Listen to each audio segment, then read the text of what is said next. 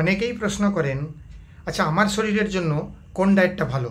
দাদা একটা diet chart দিন তো, আমি অনেকটা হেলদি আছি, রোগা হওয়ার জন্য একটা ডায়েট চার্ট দিন না। আবার অনেকে বলেন আমার শরীর প্রচণ্ড রোগা, আমাকে শরীরটা একটু সুস্বাস্থ্য করার জন্য একটা ডায়েট চার্ট দিন না।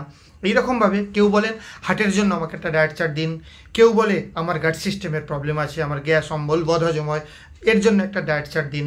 নমস্কার, আমি অতনু ঘোষাল, নিউট্রিশনিস্ট। আজকে আপনাদের সামনে হাজির হয়েছি এই ডায়েট চার্ট নিয়ে কিছু কথা বলার জন্য।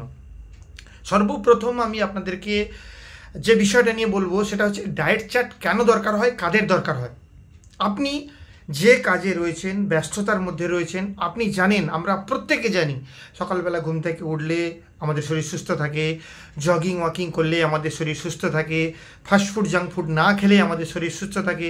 তাহলে আপনি যদি আপনার নিজের মেন্টাল চার্টটাকে ঠিক করেন, আগে ডায়েট চার্ট না, আগে আপনার মেন্টাল চার্ট, তার মানে আপনি মন থেকে, যদি আপনার মন থেকে এই ঘন ঘন যে কোনো দোকানে গিয়ে চা খাওয়া, সিগারেট খাওয়া, তারপরে আপনি এই যে বাইরের খাবার, একটু সময় পেলেই ফাস্টফুড জাঙ্ক ফুড, এই দাদা একটা এগরোল দিন তো, একটু চাউমিন খেয়ে নেওয়া বা একটু ফুচকা খেয়ে নেওয়া, ওভারঅল আপনি ফিমেল মেল প্রত্যেকের ক্ষেত্রে আমি বলছি, আমরা এটা করে থাকি। বাইরে গেলেই আমরা কী ভাবি যে একটু আইসক্রিম খেয়ে নিই। এই ধরনের এই যে সমস্ত চার্টগুলো বা এই ধরনের খাবার দাবারের যে লিস্টটা, যেটা আপনার মনের মধ্যে গেঁথে আছে, সেই মেন্টাল চার্টটাকে আগে আপনি রিভাইজ করুন। সেই মেন্টাল চার্টটাকে আপনি আগে সেখান থেকে শর্টিং করুন।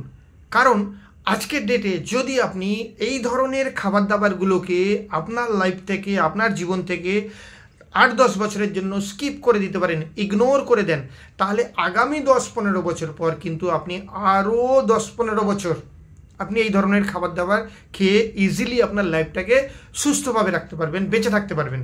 তার মানে এখন যদি আপনি junk food, fast food, ice cream, cold drinks, ঠান্ডা জল, নুন, চিনি, মিষ্টি, ময়দা, এগরোল, ফাস্টফুড, জাঙ্ক ফুডের এই যে একটা ঘেরাটোপ, এই ঘেরাটোপের মধ্যে যদি আপনি বন্দী হয়ে যান, আগামী 10-15 বছর কিন্তু আপনি বিভিন্ন রোগে বন্দী হয়ে যাবেন, বিভিন্ন রোগাগ্রস্ত হয়ে শরীরে আপনি 40-45-এর পর আপনি বলবেন আমার এই সমস্যা। ডাক্তারবাবুরা ডায়াগনোসিস করবেন সুগার হয়েছে, প্রেশার আছে, আলসার আছে, মাইগ্রেন আছে। তখন কিন্তু এই সমস্ত খাবার আপনার জীবন থেকে একদম মুছে যাবে, আপনি খেতে পারবেন না। কই আপনি একটা সুগার রোগীকে দেখান তো যে মনের আনন্দে মিষ্টি খাচ্ছে।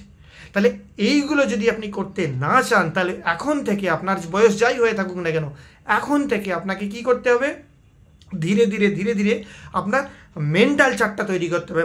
এখন যে এই যে সকালবেলা ঘুম থেকে উঠে যদি আমি ওয়াকিংয়ে যাই তাহলে আমার শরীর সুস্থ থাকবে, বাট উঠছে কজন? অন্যজনকে বলে একটু অ্যালার্মটা লাগিয়ে আমাকে একটু জাগিয়ে দিও তো।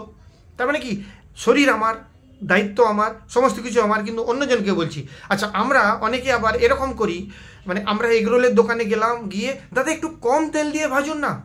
তারপরে অনেকে কি করে, ওই এগরোলটা নেওয়ার পর একটা খবরের কাগজ নিয়ে ভালো করে, এগুলো আমি দেখি দোকানে দাঁড়িয়ে দাঁড়িয়ে, আমি দেখি যারা খায় এগুলো, আমি শুধু অবাক হয়ে যাই, মানুষ কীরকমভাবে আস্তে আস্তে মৃত্যুর কুয়ার দিকে নিজেকে, একটা এগরোল যখন ভাজা হয়ে গেল তার হাতে দিয়ে দিচ্ছে, সে বলছে দাদা একটা খবরের কাগজ দিন, ওর থেকে ওই খবরের কাগজকে পাল্টি করে দিয়ে ভালো করে চিপড়ে চিপড়ে তার থেকে তেল বার করছে।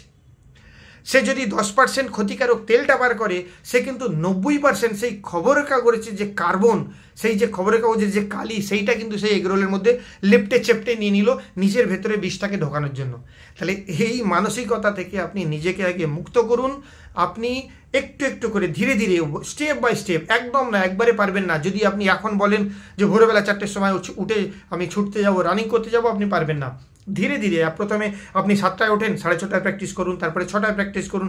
একই রকমভাবে এখন এই মুহূর্তে নুন খাওয়া ছাড়তে পারছেন না, চিনি খাওয়া ছাড়ুন। অনেকে আবার সুজি বা সিমুইতে নুন দিয়ে খায়, অনেকে আবার আছে যারা শাক চচ্চড়ি বা শাক জাতীয় খাবার দাবারে চিনি দিয়ে খায়। অনেক মানুষ তো এরকম আছে, আমি দেখেছি মালদা সাইডে, নর্থ বেঙ্গলের সাইডে, আমি ওখানে যখন সার্ভ করি আমি দেখেছি অনেকে প্রত্যেকটা তরকারিতেই কিন্তু চিনি দেয়। তার মানে কি, ব্যাপারটা আপনাকে আগে বুঝতে হবে যে আপনি কোন জিনিসটা ছাড়তে সহজে পারবেন। যদি সেইটা আপনি সহজে ছেড়ে দিতে পারেন, তাহলে ধীরে ধীরে কী হবে, আপনার এই যে হ্যাবিট, এই হ্যাবিটটা কিন্তু আপনার আস্তে আস্তে বদলে যাবে।